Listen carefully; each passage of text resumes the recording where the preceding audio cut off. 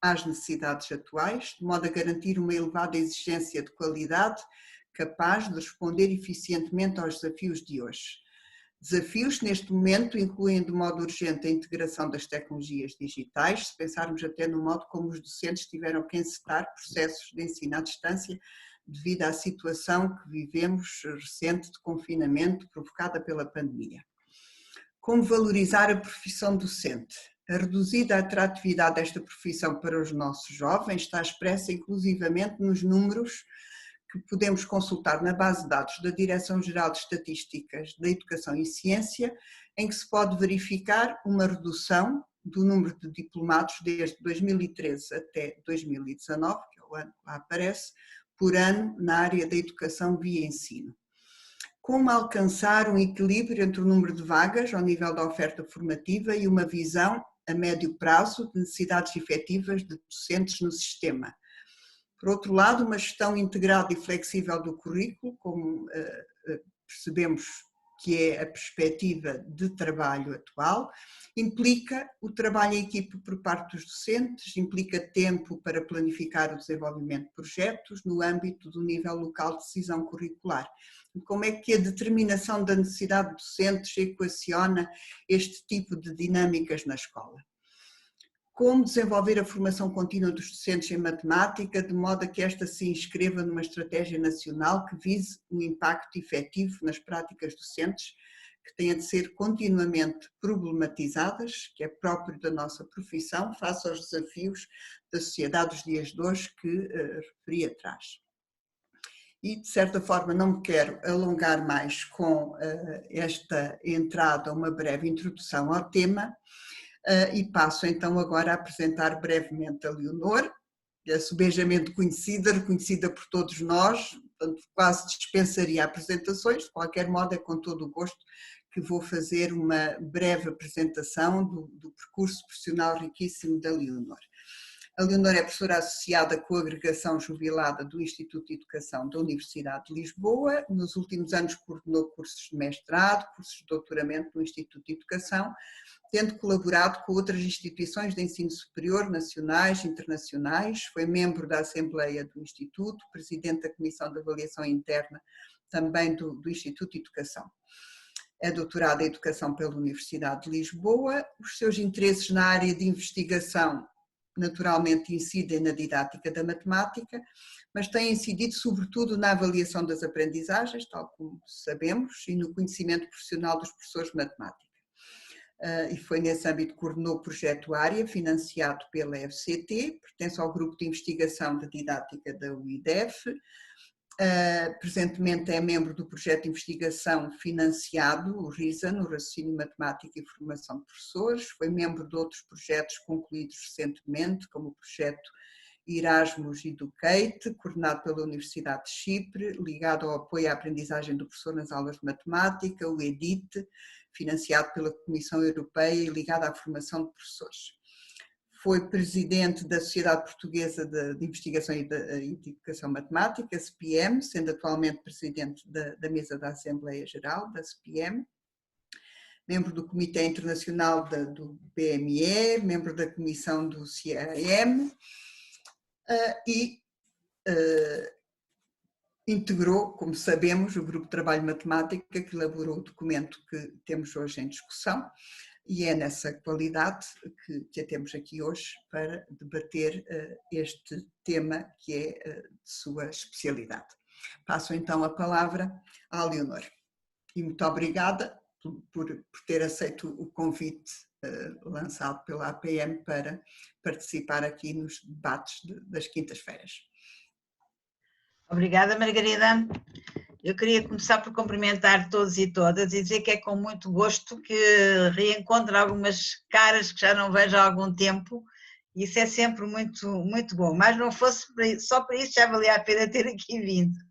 Mas queria também agradecer à APM, à Lourdes em particular, por estar-nos a dar uma oportunidade de partilhar algumas ideias que passámos por escrito nas recomendações que a Margarida já referiu e, portanto, são oportunidades para partilhar as nossas ideias, refletir sobre elas com os outros, com os nossos colegas, e portanto isso é muito enriquecedor para nós também, e obrigada por essa oportunidade.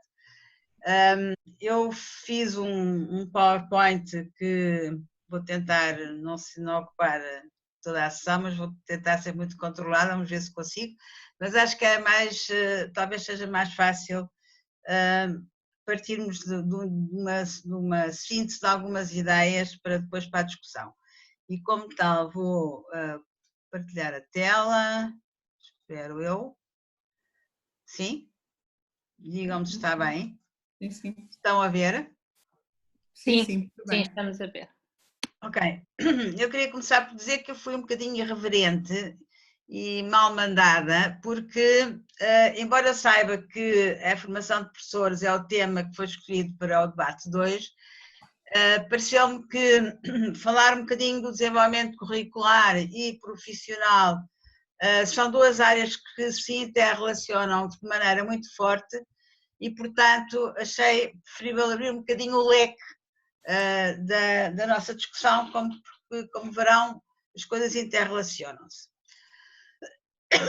Para aqueles que não sabem ainda, o Grupo de Trabalho de Matemática foi constituído por 10 pessoas e onde aqui estavam diversos educadores, professores de matemática, do ensino básico, secundário, educadores matemáticos e de alguma forma procurou-se cobrir minimamente a questão geográfica.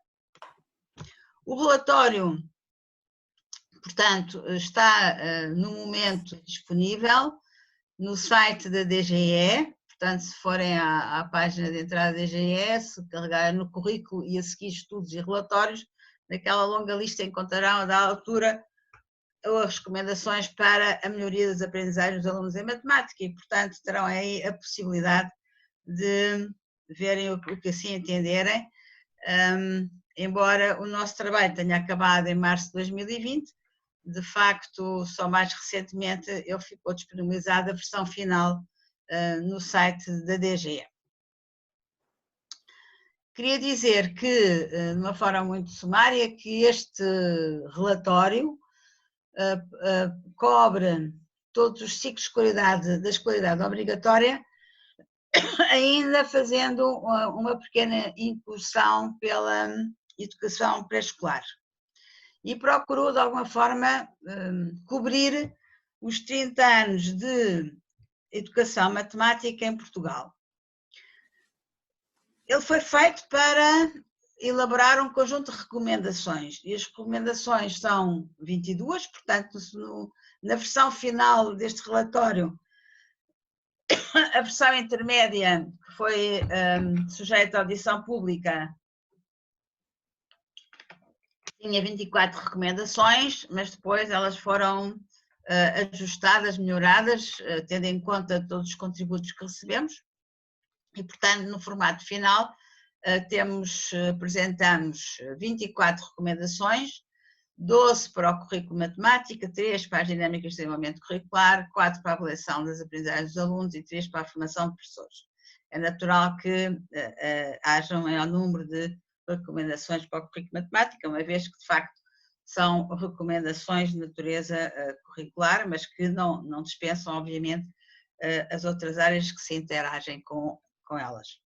E foi nossa preocupação torná-la de forma explícita para ajudar o leitor em que cada recomendação ficasse sustentada, fundamentada naquilo que tinha sido escrito anteriormente no relatório. E, portanto, as recomendações têm este aspecto, que é, ao fim e ao cabo, está a recomendação e ao lado, numa coluna ao lado, estão indicações dos capítulos, secções do relatório, onde se pode encontrar informação que está relacionada ao que fundamenta a respectiva recomendação.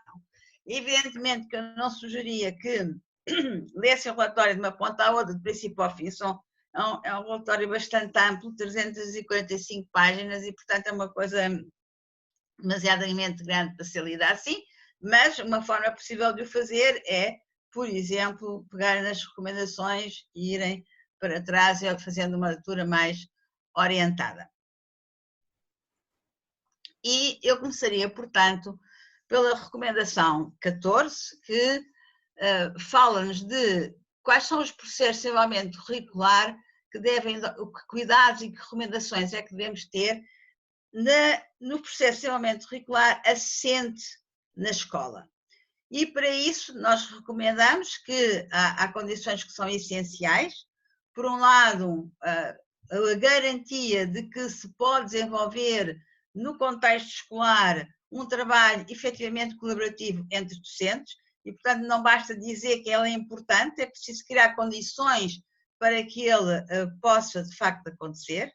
Haja a possibilidade de coadjuvação entre docentes no trabalho com os alunos na própria sala de aula e haja uns sistemas de apoio que, contextualizados na escola, possam ajudar no desenvolvimento dos professores, nomeadamente se pensarmos num contexto de inovação curricular, desenvolvimento curricular. E porquê que esta recomendação, o que é que ela tem por trás dela? Ela tem um pressuposto do que é que nós entendemos por currículo. E se é verdade que no passado o currículo era visto como algo que era oficial, que saía do Ministério da Educação e que toda a gente tinha o mesmo currículo, as mesmas orientações, e isso era, de facto, aquilo que designávamos por currículo, desde o final do século passado, podemos dizer, ou mesmo um bocadinho antes do final do século passado, a nossa percepção do que é currículo, o entendimento do que é currículo é bastante mais amplo e, portanto, não é mais do que um conjunto de decisões que se vão tomando em vários níveis. E, portanto, nós temos, por exemplo, o que um autor chama do currículo prescrito, que é aquele currículo oficial feito a nível da administração.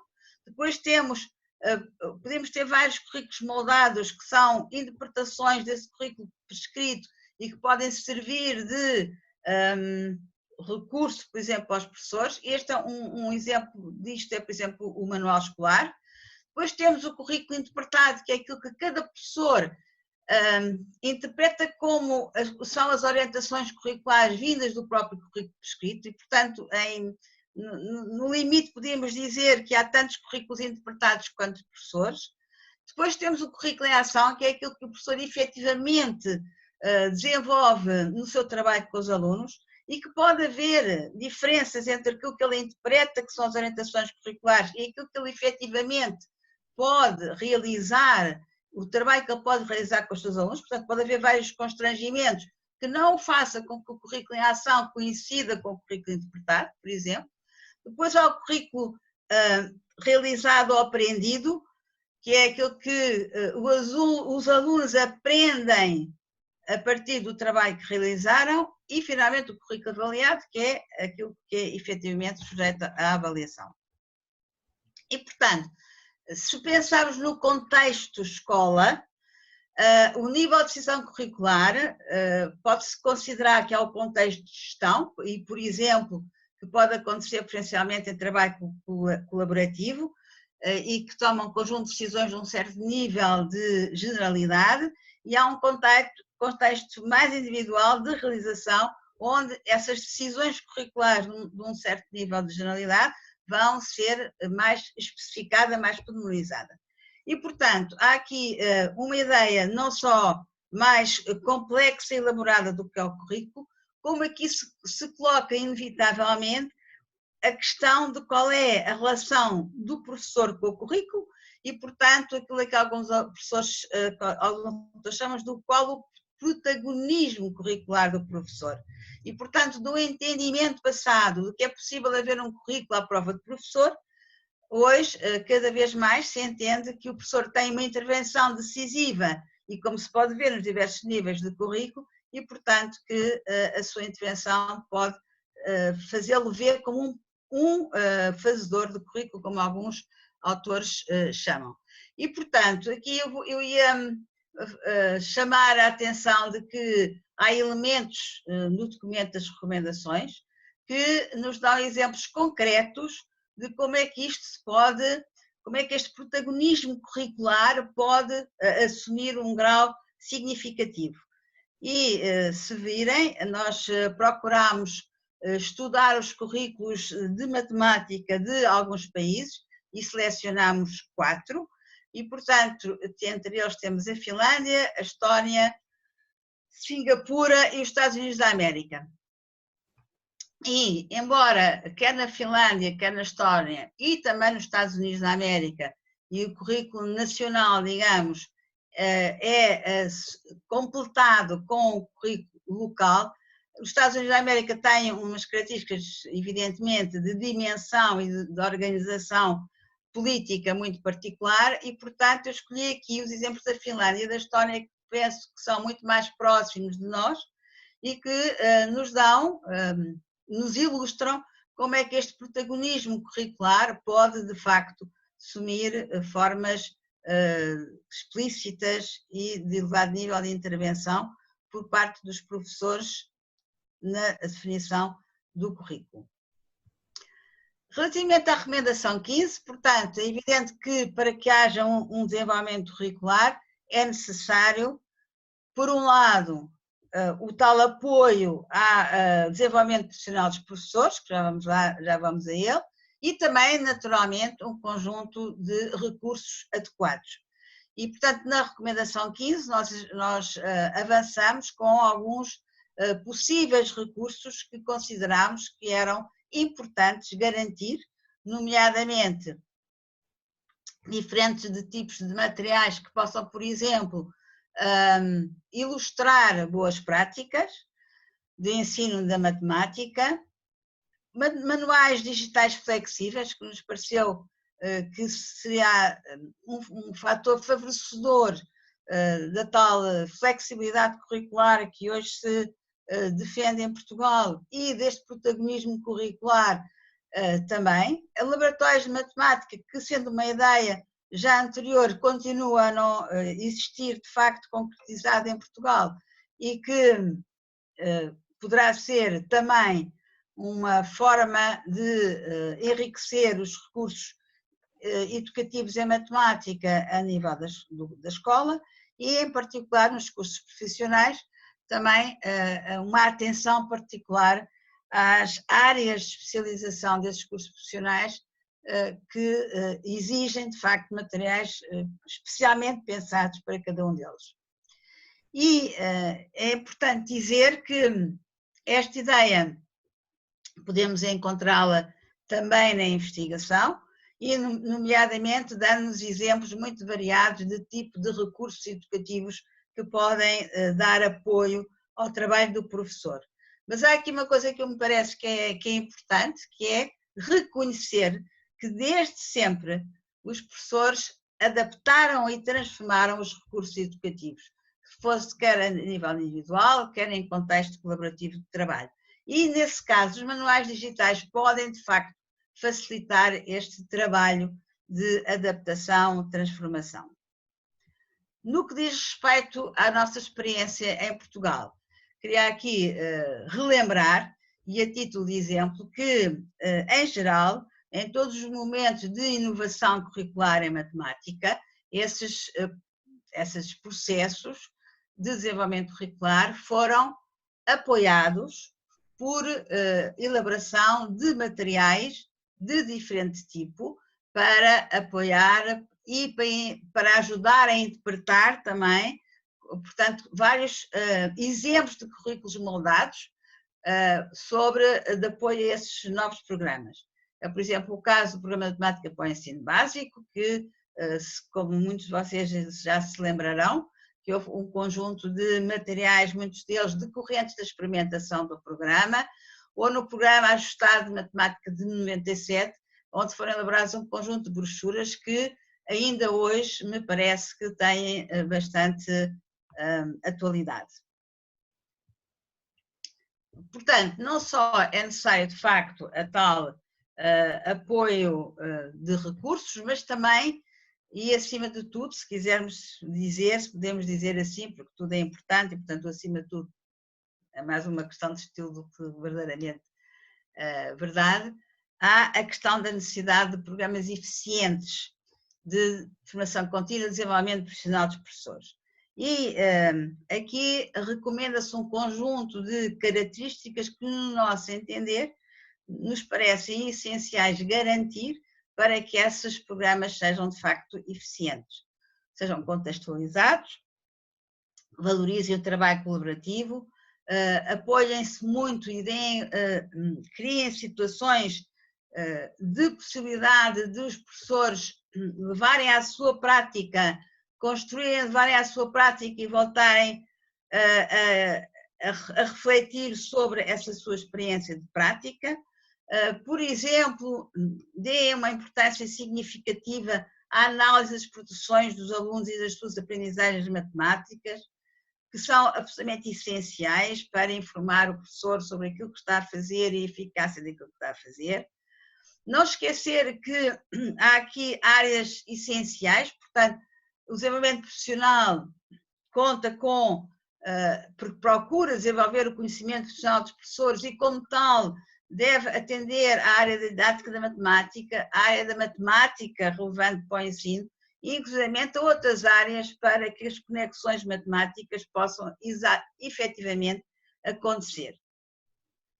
E há aqui a possibilidade de tirar partido das instituições do ensino superior e dos centros de formação.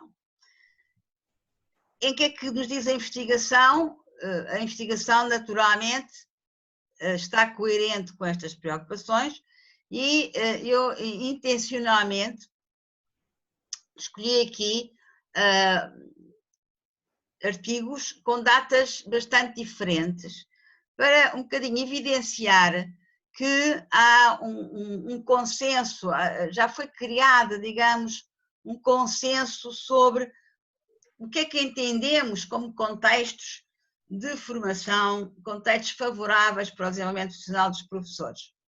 E, portanto, uma vez mais, muitas vezes dizendo de formas um pouco diferentes, mas há aqui, de facto, um emergir da importância do trabalho colaborativo, da importância da reflexão, da importância do apoio aos professores, da sua relação com a sua prática letiva concreta e portanto, muito estabelecimento dessa consistência com as recomendações, ou as recomendações consistentes com aquilo que hoje sabemos da investigação sobre quais são as características que se espera desenvolver em contextos de desenvolvimento profissional. Mas também a nossa experiência de vida portuguesa, e aqui eu fui escolher dois exemplos relativamente recentes que foram desenvolvidos no âmbito do Plano de Ação da Matemática, portanto, Programa de Formação Contínua em Matemática para professores de primeiro ciclo e depois foi alargado ao segundo ciclo, e que nos seus resultados, nos efeitos que foi possível recolher e são evidenciados em diversos documentos feitos a partir deste programa, torna muito claro que os professores desenvolveram-se profissionalmente, quer no seu conhecimento didático, quer no seu conhecimento matemático, quer na sua capacidade crítica e reflexiva, e estas duas, sobretudo naqueles formandos, naqueles professores que tiveram 2 anos, frequentaram 2 anos desse programa de formação, e também a construção de uma cultura de trabalho a nível de desenvolvimento curricular. No que diz respeito ao plano da matemática, também uma outra medida desenvolvida a nível nacional, tal como o anterior programa de formação contínua, que não teve não foi assumido como um programa de formação contínua formal, mas que não deixou de ser um contexto promotor de desenvolvimento profissional.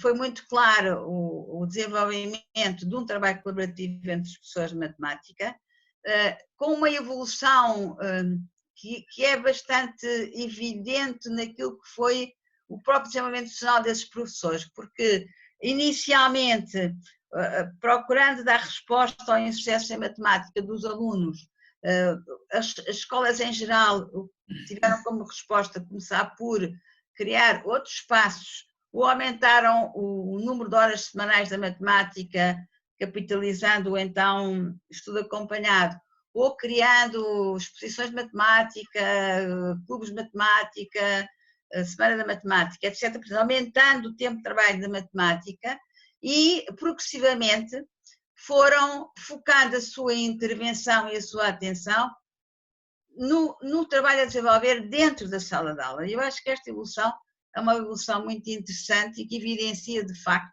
o tal desenvolvimento profissional. A tal coadjuvação, também já anteriormente recomendada por nós e que, de facto, foi muito evidenciada aqui no plano da matemática, a diversificação de tarefas matemáticas foi outro aspecto que emergiu de forma muito clara nos seus efeitos na prática leitiva dos professores. E, finalmente, no que diz respeito às aprendizagens dos alunos, a perspectiva dos professores envolvidos neste programa falaram sobretudo numa evolução, uma atitude positiva face à matemática e o domínio de conceitos e procedimentos, sendo o desenvolvimento das capacidades menos significativo do seu ponto de vista. Bom, mas de facto, se a formação continua importante, a formação inicial também o é, e eu não podia deixar daqui também fazer referência a esta recomendação, que é a recomendação 20 do relatório, e que fala muito claramente da necessidade do investimento sólido para atrair pessoas para a profissão docente e, por outro lado,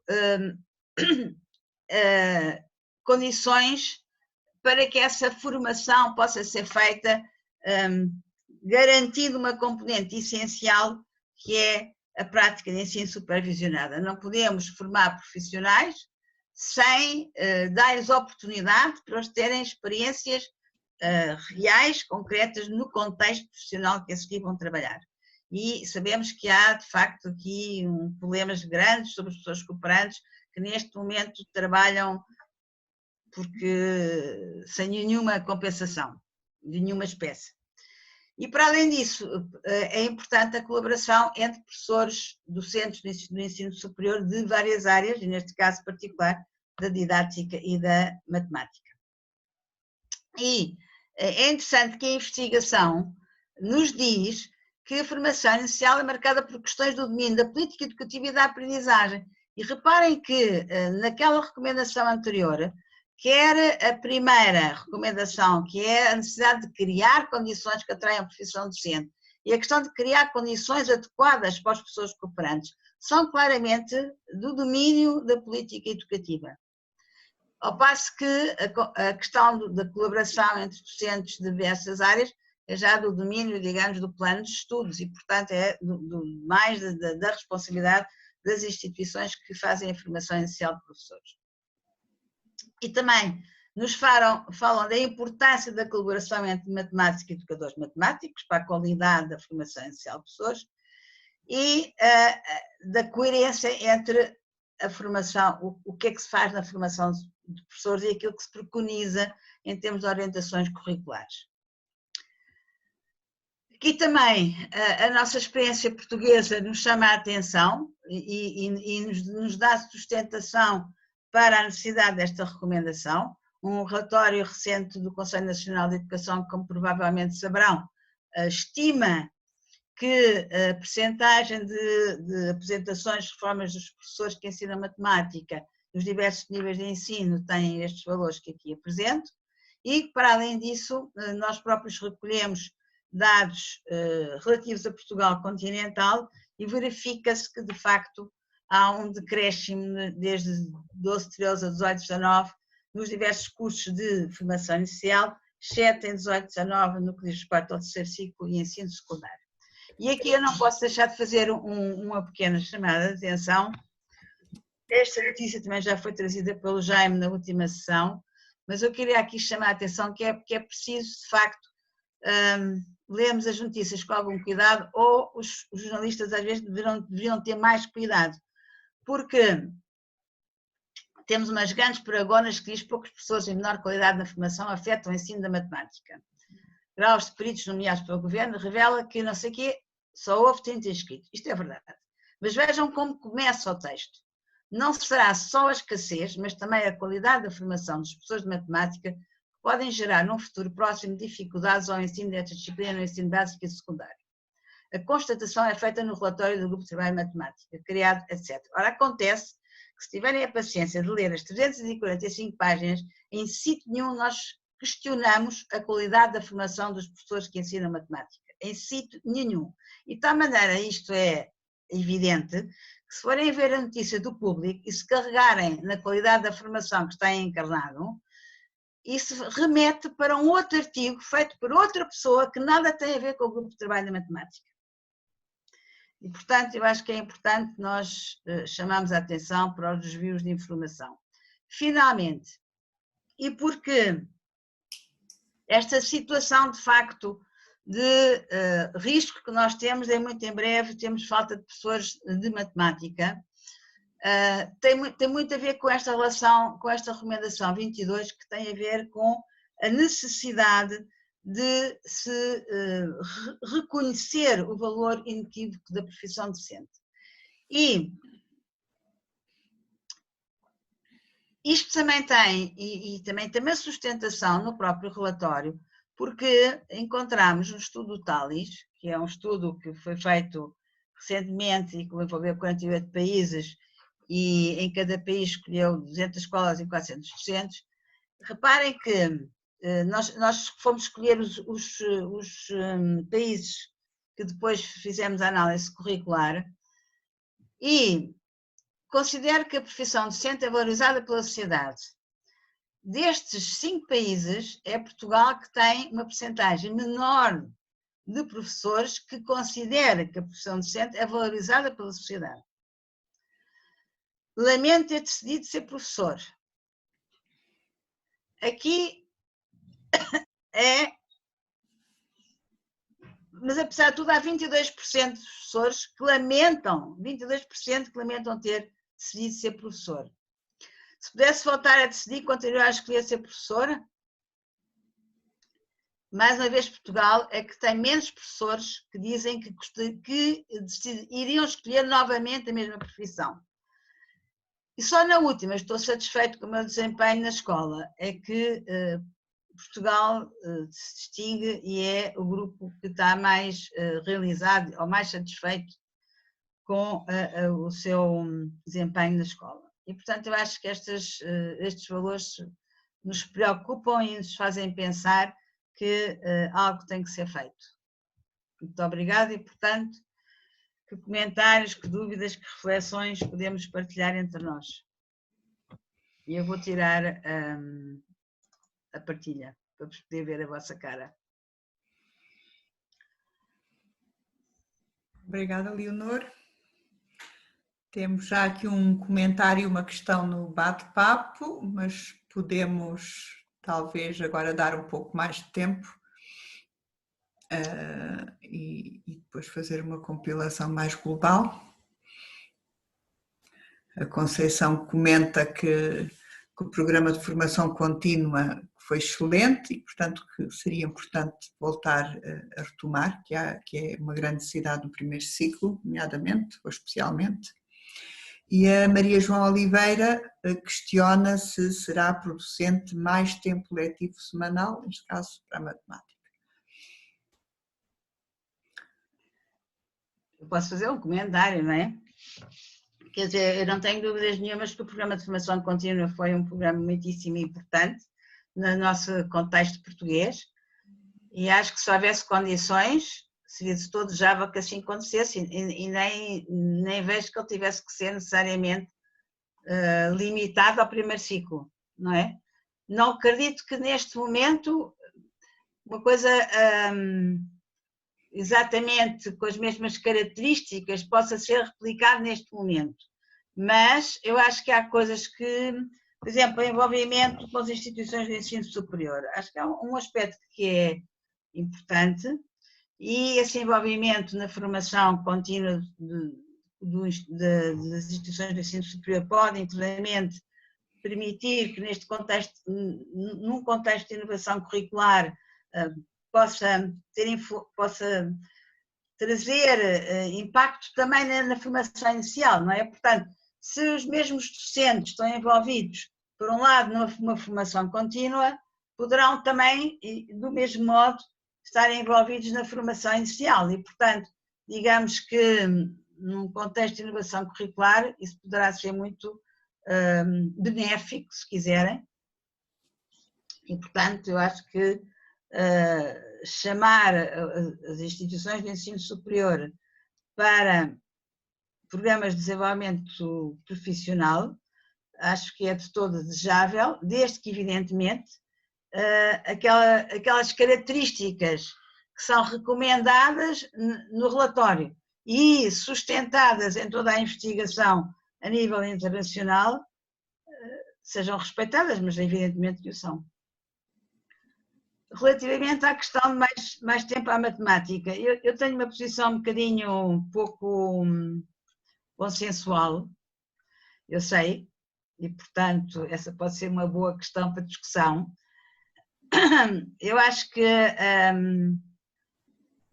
o aumentar o tempo à matemática faz com que a gente diminua o tempo a outras coisas, porque a gente aumentando o tempo à matemática não aumenta o número de horas diárias, não é?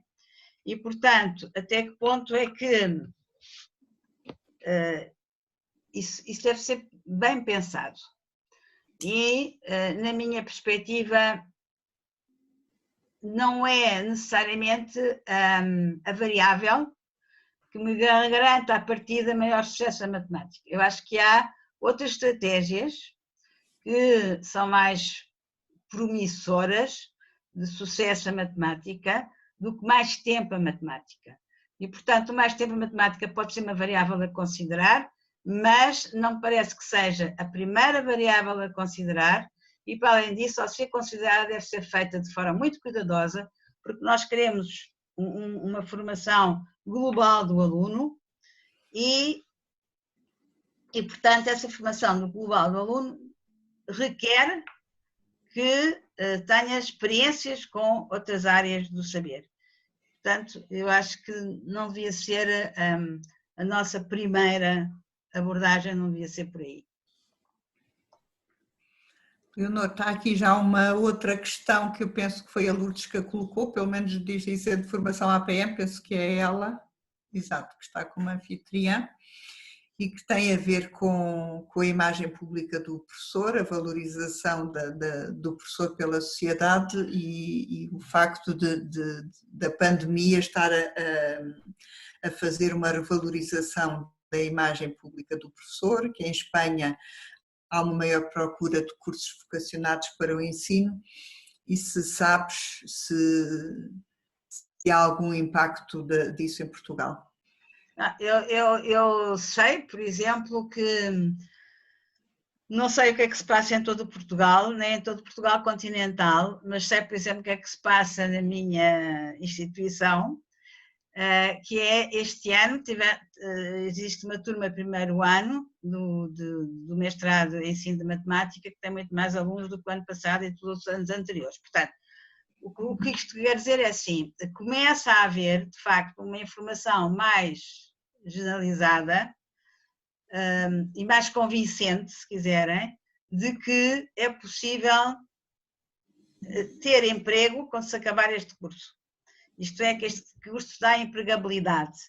Portanto, aquela ideia que se foi criando de que eu tenho uma formação inicial de professor e depois não tenho emprego, e isto não é absolutamente verdade, porque nos últimos anos, não no ensino oficial, mas no ensino privado, já havia procura de professores de matemática e, portanto, por várias vezes nos iam contactar, saber se nós tínhamos alguns recém-diplomados que fossem bons professores e, portanto, que a gente não pudesse indicar quem eram, porque eles precisavam de professores a nível do ensino privado. Nos últimos anos isto já acontecia, 2, 3 anos, não mais do que isso, mas ainda havia pouca divulgação da situação que se prevê a médio ou curto tempo, e eu acho que começa a haver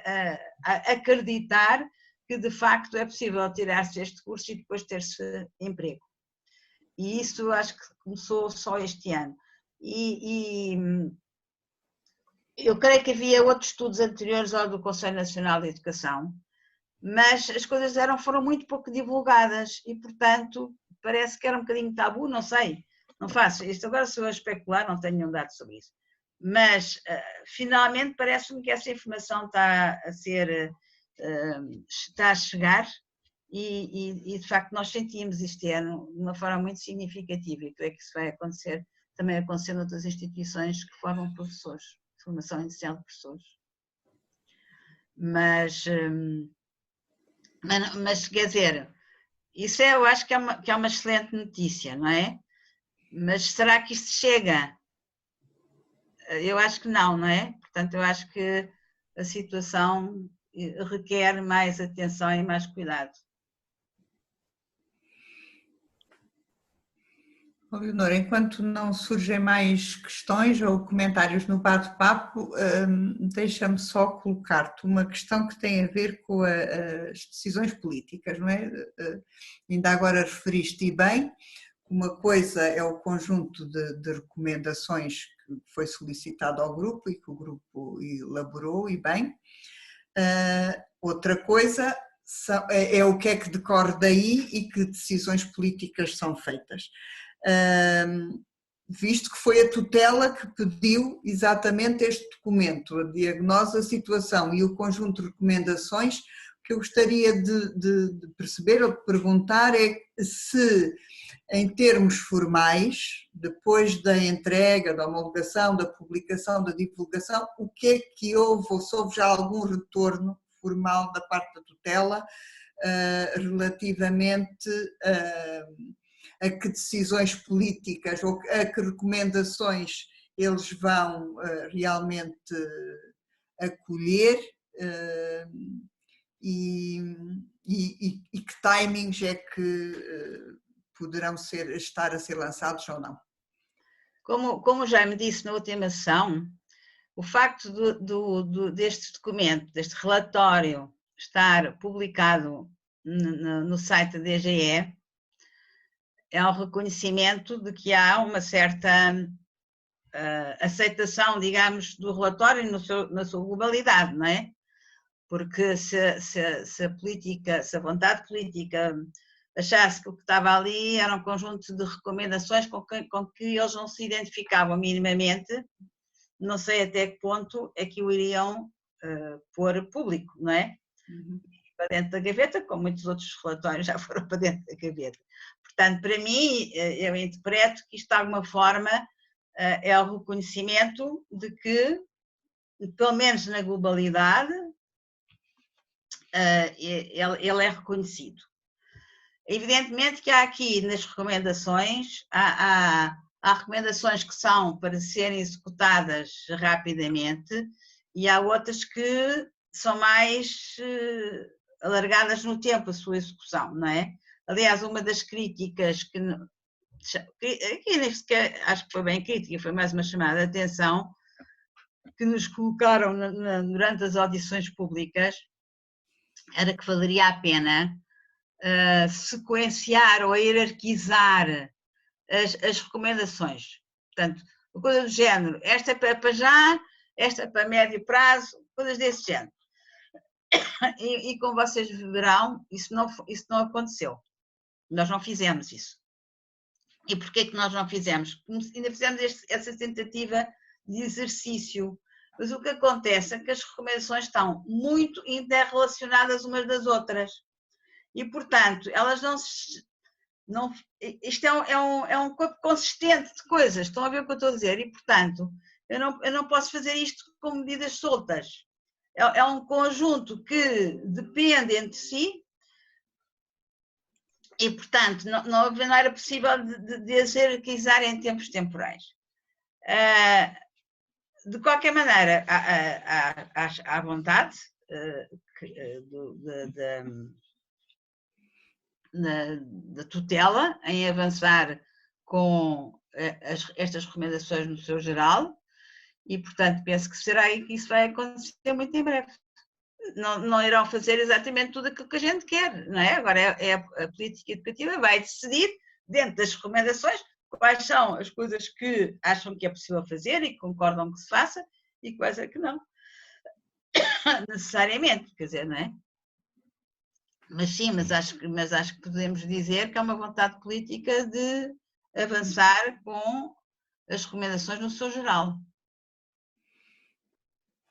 Temos já aqui uma questão colocada por Augusta Neves e que acaba também por se prender com decisões políticas. Os professores gostam da escola e do seu trabalho na escola, e o que é que pode ser feito para melhorar a situação de modo a manter os professores próximos da sua residência? E, portanto, mais uma vez tem muito a ver também com medidas políticas relativamente a isto. Eu acho que eu respondi a isso. Isso também é uma resolução de natureza política. Mas nós temos, tradicionalmente, nós temos a colocação de professores feita de forma a pedão, não é? Portanto, feita a nível nacional pelo Ministério da Educação. Mas esta não é a única maneira de colocar professores, não é? E há muitos outros países que colocam professores, são as escolas que contratam os professores.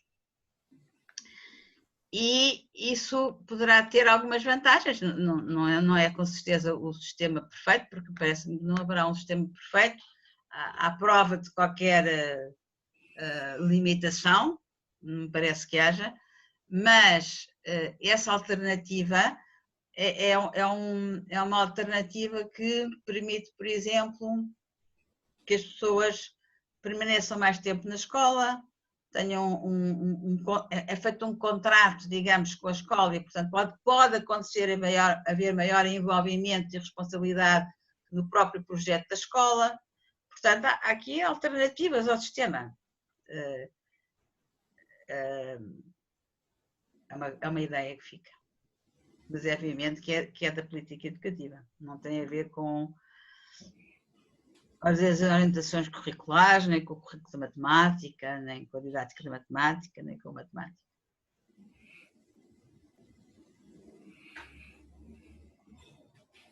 Mais comentários, questões? Os colegas queiram colocar?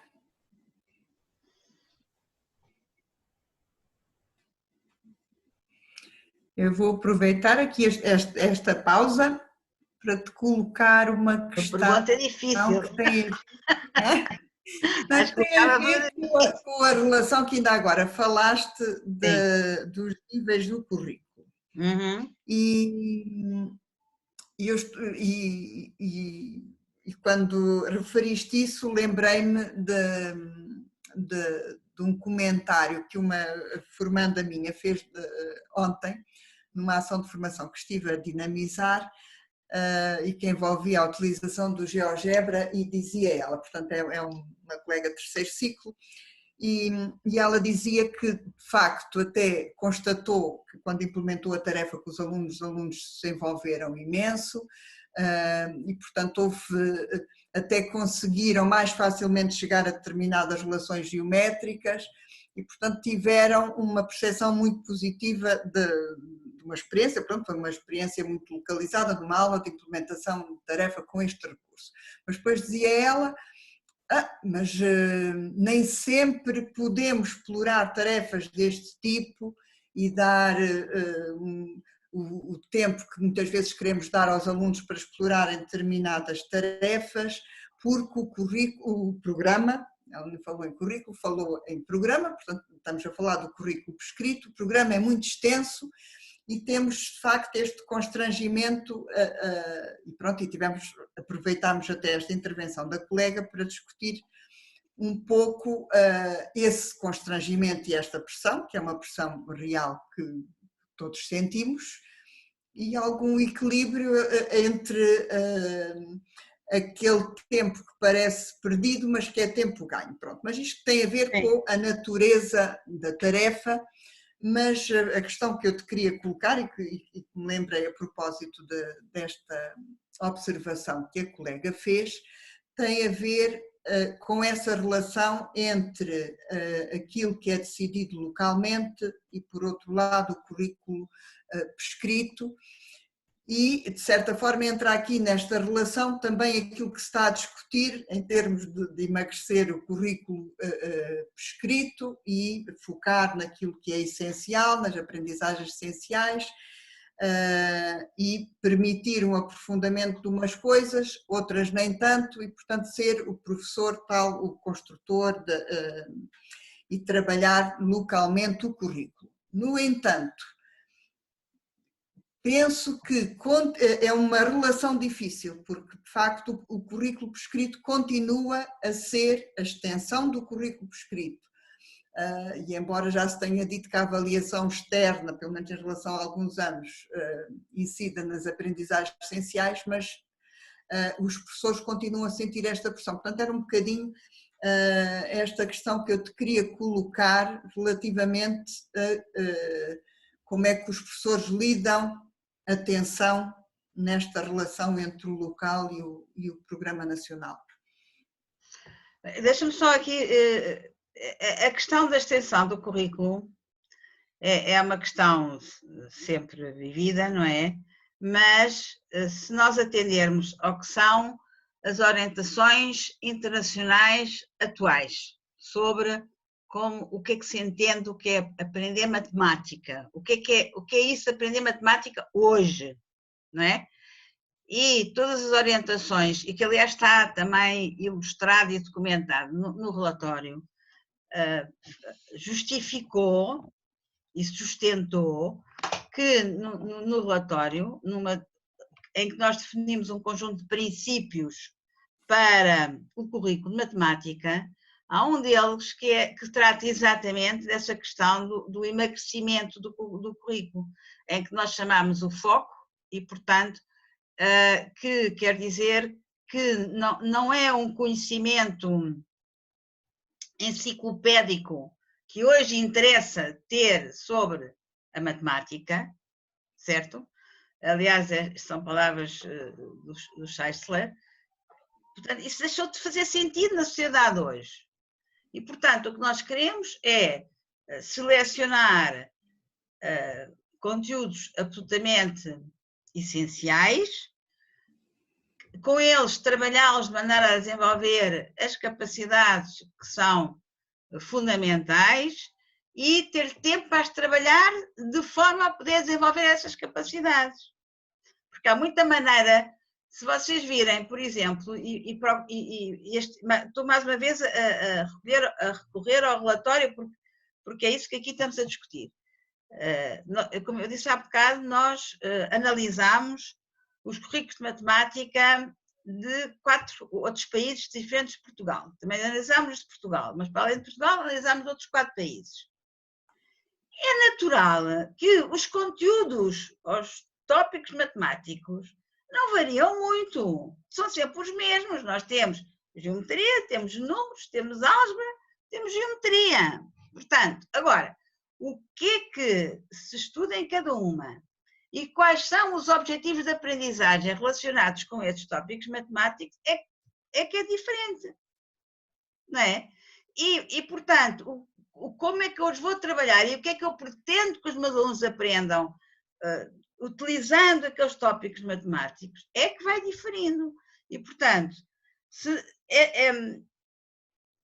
desenvolver capacidades, por exemplo, de raciocinar matematicamente, por exemplo, só a título de exemplo, é uma capacidade que leva tempo a desenvolver, que tem que ter experiências bem pensadas, que levam tempo a explorar, tarefas que levam tempo a explorar, intencionalmente pensadas, etc., com certas características, para se conseguir desenvolver esta capacidade nos alunos, certo? É diferente, por exemplo, de eles aprenderem um algoritmo e treinarem esse algoritmo até adquirir uma certa rotina, não é? De cálculo. E, portanto, se hoje queremos que os alunos aprendam, sejam matematicamente, tenham literacia matemática, não é? Então, temos que lhes dar tempo para poder fazer. E esse tempo para poder fazer não se adequa a uma extensão enorme de tópicos matemáticos a serem trabalhados. Não pode, não dá, porque É como eu disse há bocado, o tempo continua o mesmo, a gente não muda a unidade de tempo, não é?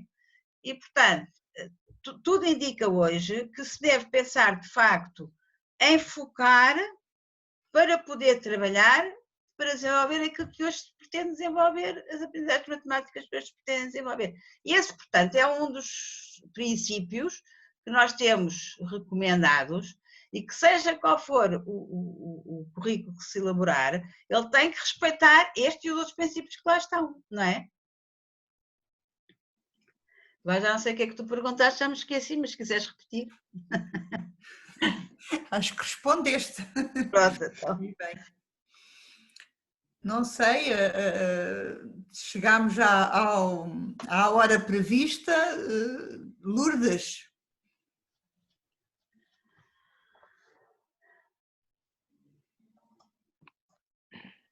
Estava aqui a ver que havia aqui mais um comentário no bate-papo. Eu nem tinha reparado. Surgiu agora ainda mais um. Okay. É da Marta. Entretanto, estamos em cima da hora, de facto. Ora, então vamos ler.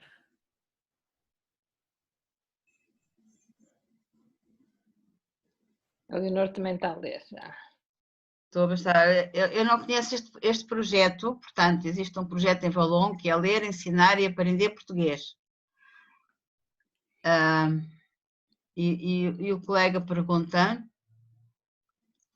portanto, que é feito através de um trabalho colaborativo entre professores e técnicos especializados. Psicólogos, no caso, imagino. Sim, exatamente. Havendo formação de professores para o uso de programas de intervenção e de plataformas digitais. Conhece algo semelhante para a matemática? Eu não conheço, mas pode ser que alguém que está aqui presente possa conhecer melhor que eu. Se é ou não é, se faz sentido pensá-lo, eu sinceramente não consigo por estas duas linhas perceber que projeto é este, não é? Mas na minha breve apresentação procurei identificar quais são as características, digamos, linhas que devem ser seguidas para desenvolver contextos formais ou informais de desenvolvimento profissional dos professores, não é? Portanto, possam ter professores de diferentes áreas, acho que até pode ser interessante, e eu referi nomeadamente áreas de outras áreas disciplinares, no sentido, por exemplo, de desenvolver conexões matemáticas, não é? Quer dizer, nós não conseguimos, ou as conexões matemáticas, quando falamos em conexões, correlações com outras áreas disciplinares e não conexões dentro da própria matemática, mas estivemos a falar de conexões com outras áreas disciplinares, o trabalho com outros professores de outras áreas é absolutamente essencial, não é? Porque senão, se ficamos só com os professores de matemática, muito provavelmente fazemos uma conexão com outras áreas bastante mais tímida, não é? E, portanto, fazendo um trabalho com professores de outras áreas, isso pode ser, de facto, muito mais enriquecedor para a aprendizagem matemática dos alunos. Portanto, se é um trabalho colaborativo e incluir professores de outras áreas, parece-me que fará todo sentido. Técnicos especializados, não sei do que é que está a referir aqui, portanto, se é uma questão se está a pensar uma questão de técnicos que nos ajudem a pensar, ultrapassar dificuldades de aprendizagem, será isto? Não sei. Psicólogos e terapeutas. Ah, está aqui. Pronto, é isso. Por que não? Pode ser que em certos contextos de escolas faça todo sentido. Eu acho que o que importa aqui pensar é que problemas é que a escola tem, escola/agrupamento, problemas é que eu quero dar resposta e a partir daí constituir equipas que possam e que tenham a valência suficiente para poder dar resposta a esses problemas. Portanto, para mim, pode ser equipas mais ou menos diversificadas, depende do problema que eu quero resolver e dar resposta. É possível. Depende das necessidades de cada contexto.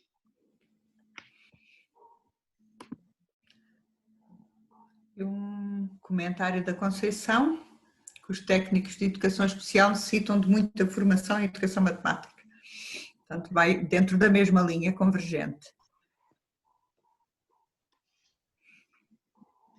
Sim, mas se calhar, trabalhando em colaboração com pessoas que ensinam matemática, podem dar, se calhar, quer dizer, um professor de educação especial, que seja do primeiro ciclo, tem que ser especialista em ensino da matemática, do português, das ciências, eu acho que é aí que o trabalho colaborativo, se calhar, pode funcionar e pode ser pertinente. Os professores de educação, os professores de matemática, muitos deles não sabem como é que proceder com certos tipos de necessidades educativas especiais, não é? Não temos essa formação especializada. Portanto, às vezes, equipas multidisciplinares são importantes para dar resposta, era aquilo que eu dizia, para dar resposta a problemas específicos que tenhamos no nosso contexto.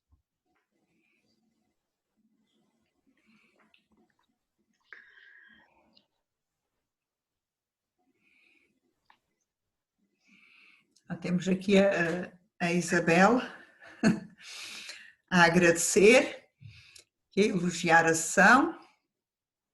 Também quero agradecer à Leonor, quer pela apresentação que fez das recomendações, quer pela forma como foi respondendo aqui às questões colocadas e comentários. E agora nós vamos ter mais uma sessão com a Ana Paula Canavarro, mais dirigida ao ensino básico, e portanto eu acho que essa é aquilo que eu dizia inicialmente, acho que vale a pena lerem, criticarem,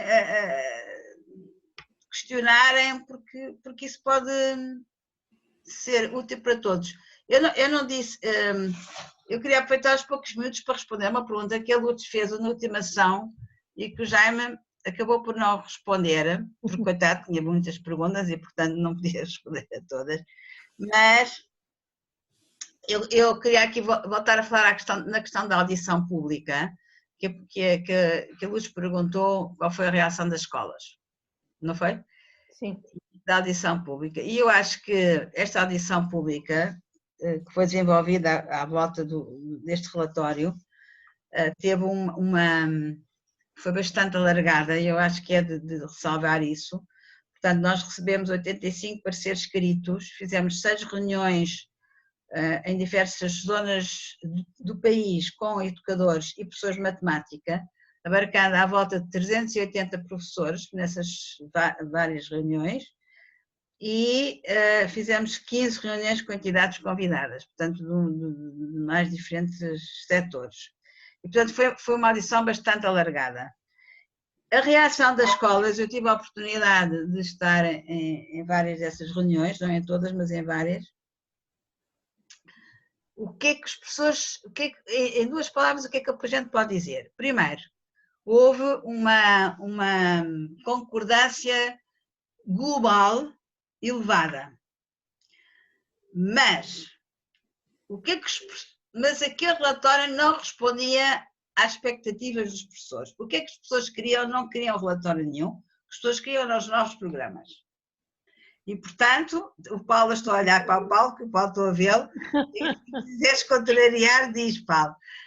Portanto, era de facto, e percebia-se que a ansiedade dos professores era ter novos programas. Portanto, isto podia ser muito interessante, mas passemos esta fase, eu quero os novos programas. E, portanto, diziam, é muito abstrato, é um relatório muito abstrato, e depois diziam porque que, do ponto de vista deles, era muito abstrato, é porque não tinha os novos programas, não ia ao pormenor ter novos programas.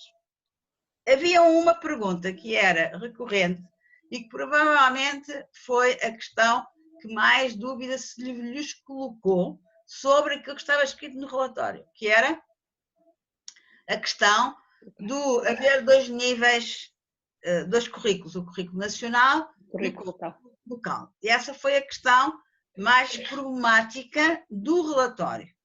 No entanto, é muito interessante porque isso foi sempre objeto de conversa, porque era levantado pelos professores, não é? Portanto, sempre, e eu não estive a contar, mas posso dizer que certamente quase 90% das professoras, depois de a gente explicar qual era a nossa ideia, diziam, então se é isso a gente concorda. Portanto, não sei se o Paulo quer acrescentar alguma coisa, mas para mim, e acho que é a sensação geral, este é o sumário do balanço que nós ficámos sobre as reações das escolas. Portanto, ficas com a resposta que não conseguiste ter. Obrigada. A gente vai comportando-se uns aos outros. Provavelmente a Paula na próxima sessão também me vai comportar a mim. Ok? Então pronto, só queria agradecer a presença de todos e vamos continuar certamente a discutir estas questões e esperemos com mais ainda substância e possibilidade de continuarmos este trabalho. Obrigada. Obrigada. Até à próxima. Obrigada, Margarida. E quero recordar aquilo que a Leonor já recordou, que no dia 17 de dezembro temos o nosso próximo debate às quintas, com a Ana Paula Canavarro, ainda em torno do relatório e sobre a questão do ensino básico. E também que estamos a preparar os ciclos que iniciarão, os novos ciclos que iniciarão em janeiro, e para o qual já temos, ainda não agendado, mas prevista a participação do Secretário de Estado João Costa num dos debates, que estará à nossa disposição para esclarecer muitas das nossas dúvidas, ou pelo menos para ouvir as nossas dúvidas, queixas, reclamações e também aquilo que são as nossas expectativas. Vamos agendar esses ciclos e pronto, e também desafiar-vos a que coloquem sugestões sobre temas que gostassem de ver debatidos aqui nestas sessões de fim de tarde de quintas-feiras. Muito obrigada e até à próxima. Obrigada. Boa noite. Até à próxima. Deus. Obrigada. Obrigada, boa noite. Deus. Boa noite. Deus. Obrigada, boa noite. Boa noite. Deus.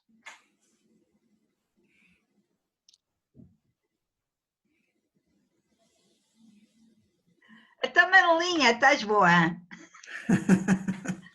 Não te deixam falar, não é? Estás com frio, Manela. Dá lá o som, põe lá o som. Olha, põe lá o som. É ela. Pode É. pôr. Manela, liga o som.